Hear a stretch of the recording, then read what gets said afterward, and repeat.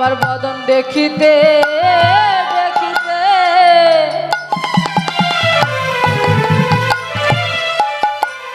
আমি যেন যেতে পারি। ও গো দয়াময়,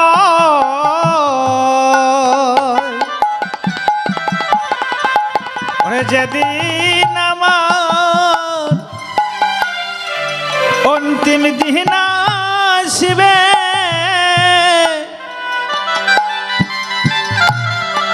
সেদিন যেন তোমার বদন দেখিতে দেখিতে আমি যেতে পারি।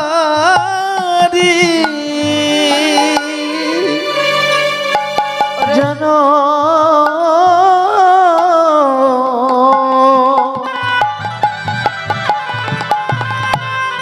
বদন দেখিতে দেখিতে তাই গৌর হরি বল। যেন যেতে পারি। যেদিন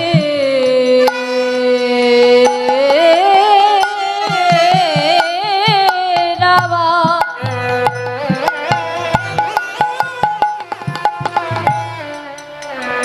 অন্তিম বেলা আসিবে,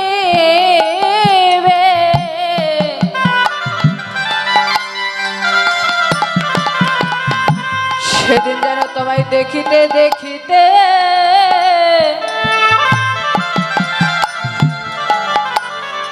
আমি যেতে পারি। ও গো যেদিন আমার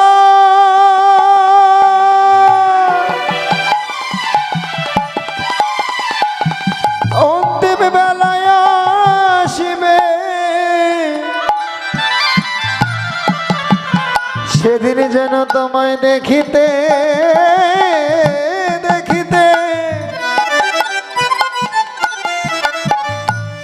আমি যেন যেতে পারি। যেদিন আমার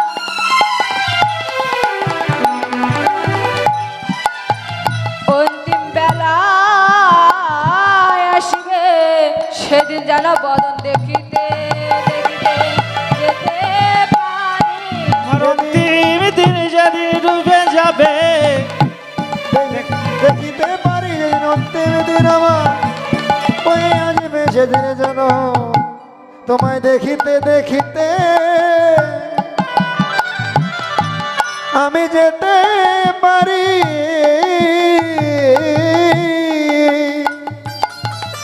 দয়াময়, আমার জীবনের এই ইচ্ছা, আমার যেদিন জীবনের অন্তিম বেলা আসবে, সেদিন যেন আমি তোমার বদন দর্শন করিতে করিতে আমি যেন আমার শেষ নিঃশ্বাসটুকু পরিত্যাগ করতে পারি।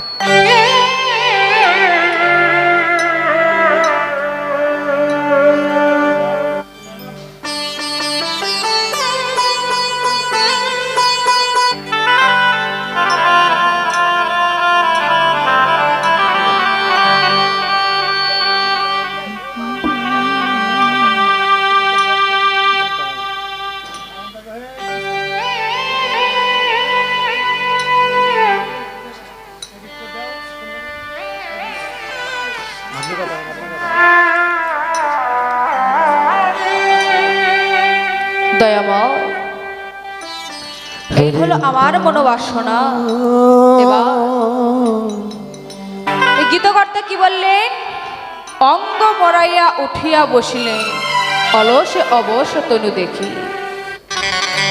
শুধু আমার গৌর হরির অঙ্গে যে এই অলসতার ভাব দেখা দিয়েছে তা নয়, আরো কিছু দেখা দিয়েছে। সেটা কি? আমার গৌর হরির অঙ্গে অলসকে বক্ষে ধারণ করেছিলেন বলে আমার গৌর হরির অঙ্গে অলসতার ভাব দেখা দিয়েছে।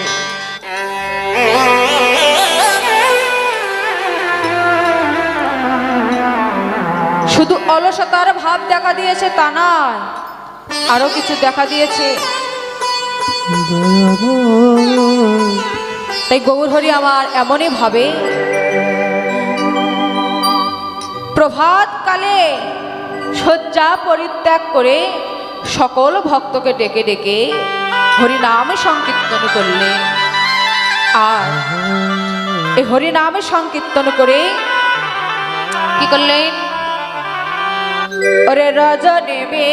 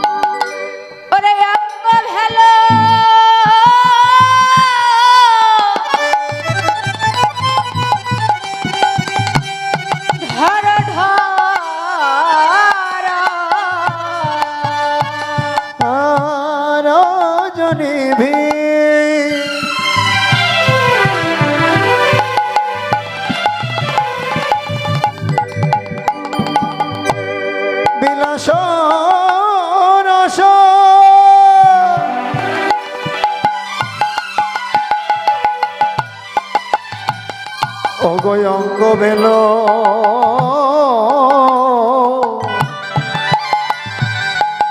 ডর ডর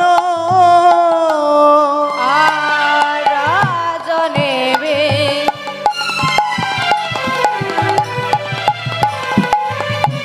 ওরে বিলাস রস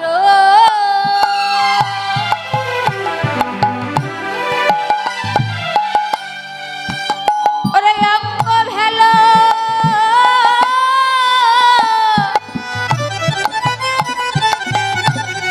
ধর ধর ওরে রজনীবি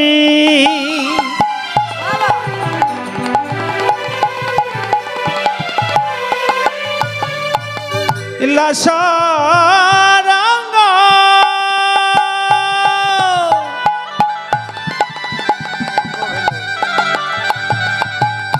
হৃদয়রঙ্গ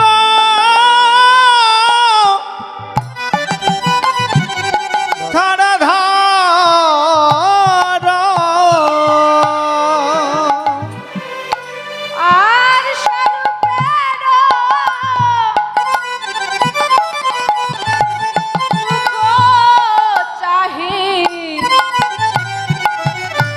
মুখ চাহি হায় স্বরূপের মুখ চাহে মুখ চাহিয়া ওই স্বরূপ আমায় দেখল নাকি আজি স্বরূপ আমায় দেখিল নাকি স্বরূপ আমার অগ জানিল নাকি ওরে আমার বদন প্রাণ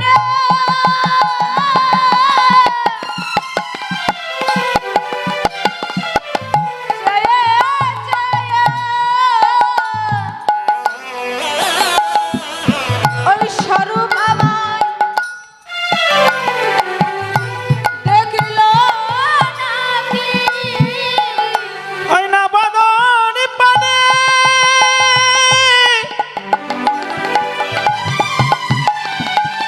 সেই চেয়ে ওরে স্বরূপ আমার দেখিল নাকি আমার বদন প্রাণ ওই স্বরূপ আমায় বদন প্রাণে চেয়েছে স্বরূপ আমায় জানিল নাকি বদন প্রাণে চেয়েছে স্বরূপ আমায় জানিল নাকি বদন বদন মানে চেয়েছে স্বরূপ আমার ওই না স্বরূপ আমার জানিল না কি স্বরূপের মুখ চাই হাসরে স্বরূপের মুখ চাই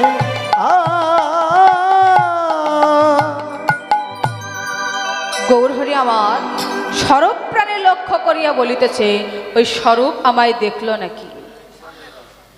শাস্ত্রে বলে, আপন গোপন কথা না বলিও যথাতথা, আপনা আপনি হও সাবধান। গৌরহরি বললেন, গৌরহরি আমার বৃন্দাবনে রাসলীলা করে সারাটি রজনী নেচে গিয়ে নিশির শেষ প্রান্তে গিয়ে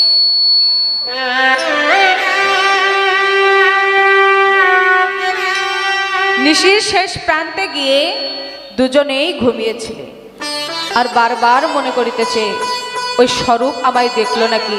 শুধু তাই নয়, মুখ আদি প্রক্ষালন প্রাতকিয়া সমর্পণ, মুখ আদি প্রক্ষালন প্রাতকিয়া সমর্পণ, মুখ আদি প্রক্ষালন প্রাতক্রিয়া সমর্পণ, আরে মুখ আদি প্রক্ষালন প্রাতক্রিয়া সমাপন। আর বসিলেন গৌরাঙ্গ হরে, বসিলেন গৌরাঙ্গ হরি,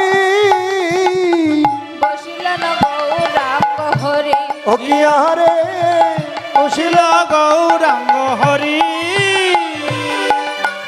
আমরা প্রভাত কালে এই সকালবেলা যেমন করে আমরা কি করি, সকালবেলা শয্যা ত্যাগ করে ঘুম থেকে উঠে আমরা প্রথমে যে সকল গৃহে যত কর্ম আছে সকল কিছু কর্ম করিয়া আমরা স্নান আদি করে শুদ্ধ বস্ত্র পরিধান করে আমরা যাই আমাদের রাধা গোবিন্দের মন্দিরে। রাধা গোবিন্দের মন্দিরে গিয়ে আমরা কি করি, প্রথমে রাধা গোবিন্দের সেবার থালা বাসন সেগুলো আমরা কি করি, ধুত করে মাজা ঘষা করে ধুত করে আবার নতুন করে ভগবানকে সেবা দিই। কিন্তু এই জগতে যাহারা ঠিক তদ্রূপ, এই জগতে যাহারা সাধুগুরু বৈষ্ণব তাহারাও এই দেহপাত্রকে মাজা ঘষা করে। কেননা তারা এই দেহপাত্রকে আমার গোবিন্দের সেবায় দিবে বলে তারা নিত্য নতুন করে এই দেহপাত্রকে মাজা ঘষা করে। ঠিক তেমনি কথাটা দর্শনগত তাৎপর্য হলো, একজন ভক্ত ছিলেন নবদ্বীপে, যার নাম মুরারি গুপ্ত।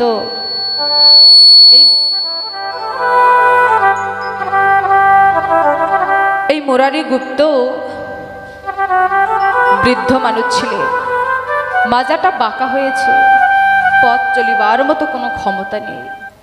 তারপরেও ধরুন যে প্রচণ্ড শীতের মধ্যে, প্রচণ্ড শীত পড়েছে, তার মধ্যে ওই বয়স্ক মানুষ কি করেছে, এই সকালবেলা সূর্য পূর্ব গগনে দাঁড়ানোর 1 ঘন্টা 36 মিনিট পূর্বে শয্যা ত্যাগ করে এই শীতের মধ্যে তিনি স্নান আদি করে শুদ্ধ বস্ত্র পরিধান করে আমার রাধা গোবিন্দের মন্দিরে যেতেন। যাবার সময় 2-4টি ফুল চয়ন করে নিতেন, 2-4টি ফুল চয়ন করে নিতেন। আর এই ফুলগুলি আমাদের মতো কোনো টিবলের জলে নয় বাবা, সে তার 2টি নয়ন জলে তার ফুলগুলি ধৌত করে নিতেন, তার নয়ন জলে ফুলগুলি ধৌত করে নিতেন। আর আমার রাধা গোবিন্দের মন্দিরে গিয়ে মন্দিরের দরজাখানা খুলে দিয়ে দরজার ভিতরে প্রবেশ করে মুরারি ফুলগুলি আমার গৌরহরির চরণে নিবেদন করে দিয়ে 2টি হাত করজোরে বলছে, দয়াময় দয়াময়, তুমি তো জানো এই জাগতিক জগতে আমার বলি তার কেহ নাই, না আছে স্ত্রী, না আছে পুত্র, না আছে বন্ধু, না আছে বান্ধব। এই জাগতিক জগতে আমার বলি তো কিছু নাই। তবে আমি শুনেছি যাহার কেহ নাই তাহার নাকি তুমি আছো। দয়াময়, যার কেহ নাই তাহার নাকি তুমি আছো। আমি দয়াময়, এই জগতে তো আমার কেহ নাই, একমাত্র তুমি বিনে। দয়াময়, আমি তো তোমাকে দিবার মতো কিছুই দিতে পারি নাই। দয়াময়, আমি এসেছি তোমার কাছে। আমি তো তোমার চরণে কিছু দিতে পারি নাই। কোনোদিন আমি আমার নিষ্ঠা, অনুরাগ, প্রেম ভক্তি দিয়ে আমি তোমাকে কখনো পূজা অর্চনা করতে পারিনি। আহা, এই বলে মুরারি কি করলি, মন্দির থেকে বের হয়ে দরজাখানা বন্ধ করে দিয়ে আবার চলে গেলেন। পরের দিন সকালবেলা মুরারি আবার স্নান আদি করে 2-4টে ফুল চয়ন করে আমার রাধা গোবিন্দের মন্দিরে যেতে, আর ঠিক তেমনই ভাবে আমার গৌর হরির কাছে তিনি আত্মনিবেদন করে দিয়ে বললেন, দয়াময়, দয়াময়, আমি জানো আমি তো জগতে কাঙাল, অপরাধী। দয়াময়, তোমার কাছে তো আমার চাহিবার মতো কিছু নেই, কিন্তু দয়াময়,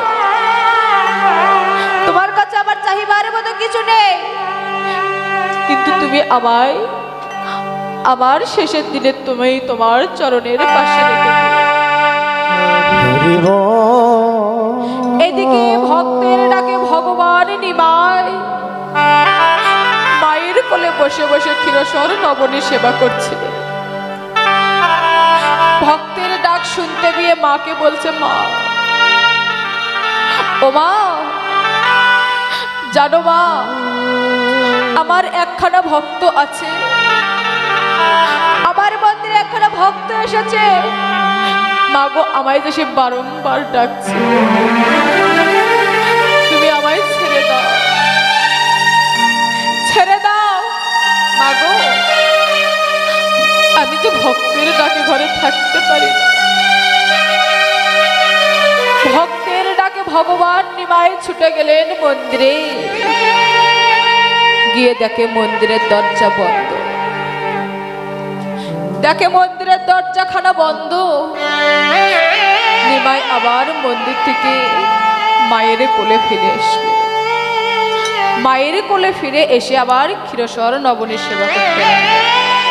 আর মনে মনে ভাবলে, মুরারি, তুমি কেমন ভক্ত হয়েছ, এবার আমি তোমায় পরীক্ষা করব। পরের দিন সকালবেলা মুরারি যখন ফুলগুলি চয়ন করে নিয়ে আমার রাধা গোবিন্দের মন্দিরে যাচ্ছিলেন, তখন নিমাই কি করলেন, পেছন থেকে একটু পথের ধুলি নিয়ে মুরারির অঙ্গে ছিটিয়ে দিলেন আর বললে, মুরারি, আরে ও মুরারি, এই সকাল সকাল ফুল নিয়ে কোথায় যাচ্ছ? মুরারি বললেন, কে কে অমন করে আমার নাম ধরে ডাকিতেছে? পেছনে প্রাণে চেয়ে দেখে আর কেহ না, ছোট্ট একটি বালক। একই বালক, তুমি আমার নাম ধরে ডাকছো? কি নাম তোমার? আর তোমার পিতা মাতাই বা কে? মুরারি, আমার পিতা হলো জগন্নাথ মিশ্র আর মাতা হলেন ছচি দেবী। ও, তুমি সেই জগন্নাথের কুলাঙ্গার পুত্র? তুমি জানো না বড়দের কি করে সম্মান করতে হয়, বড়দের কি করে ডাকতে হয়? বড়দের যে নাম ধরে ডাকতে নেই, এই শিক্ষাটুকু তোমার বাবা মা তোমাকে দেয় না? তবে এই যে তুমি আমাকে আজকে প্রথম আজ বাধা দিয়েছো, এরপরে যেন তুমি আর আসবে না, আমার পথে তুমি বাধা দিবে না। যদি দিয়েছ,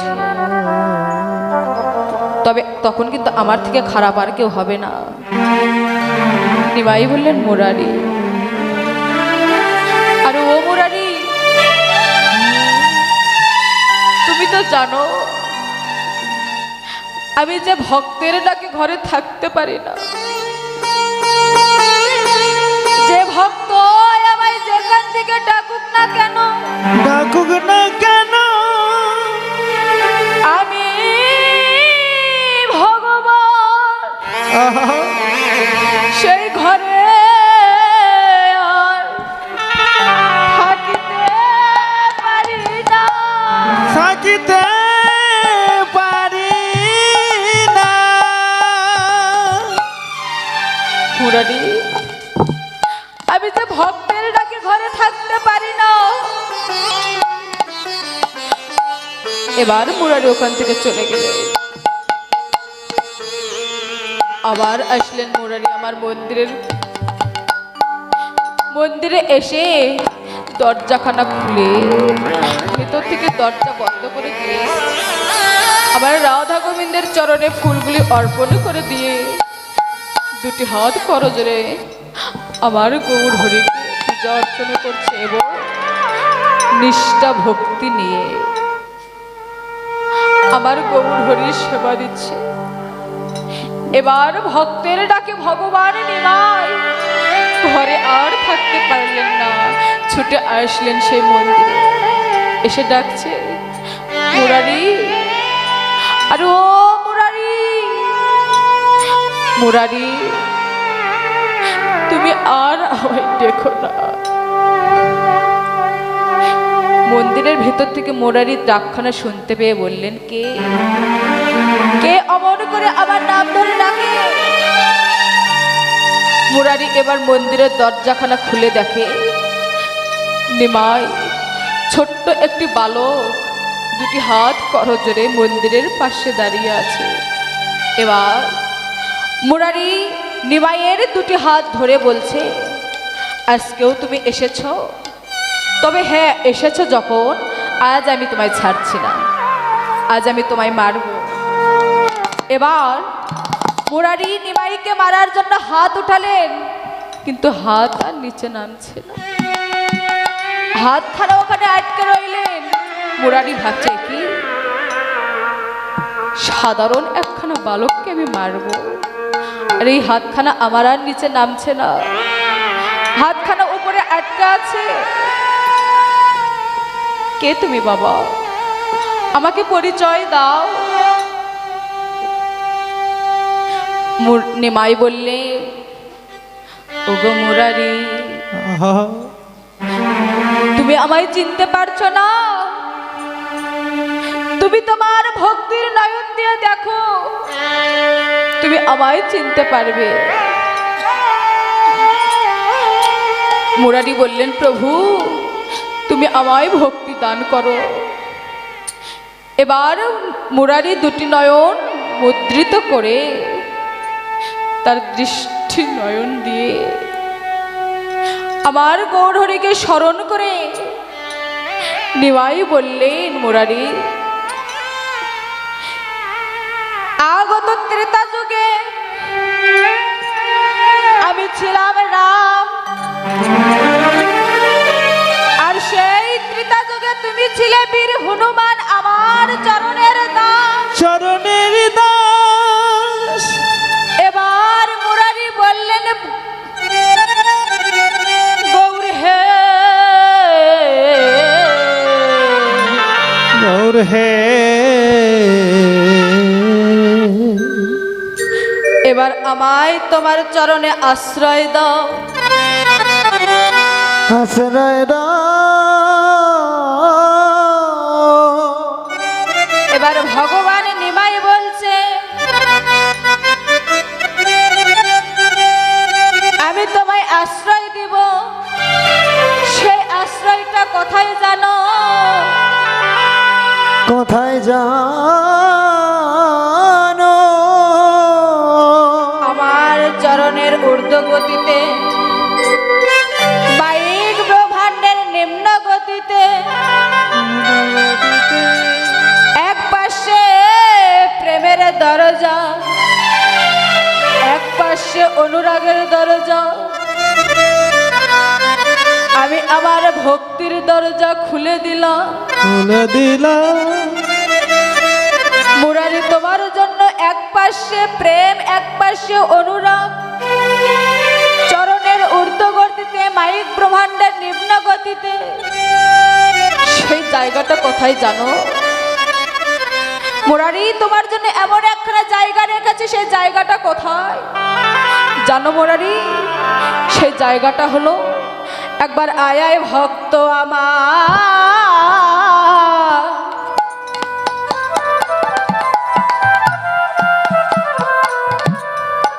আমার বক্ষে আয় রে মুরারি রে,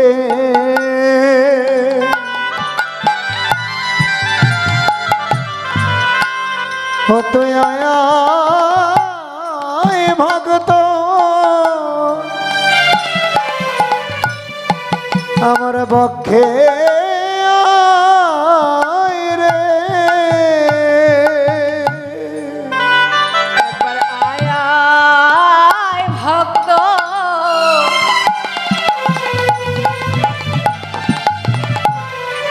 আমার বক্ষে আয় রে। একবার আয়া ভক্ত আমার মুখে আয় রে। আমার পাপে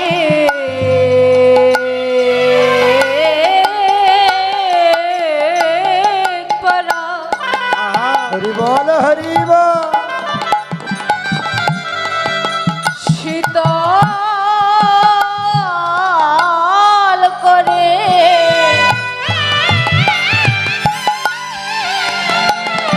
একবার আয় আয় ভক্ত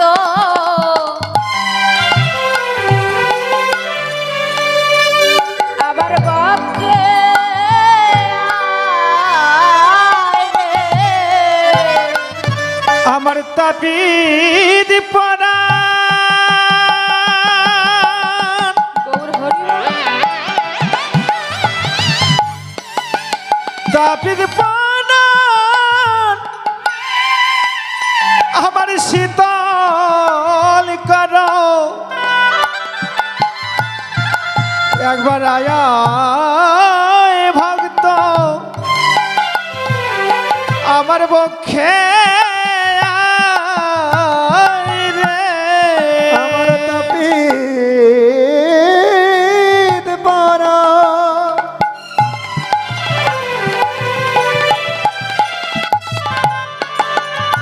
ওরে শীতল হবে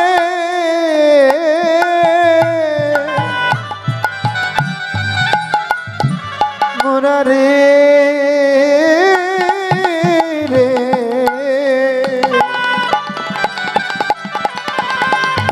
ও তুই আয়া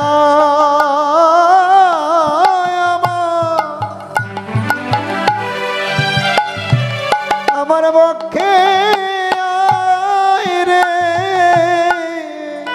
আমার তাপে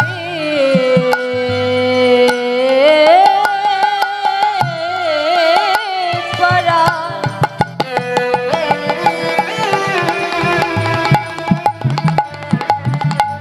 ওরে শীতল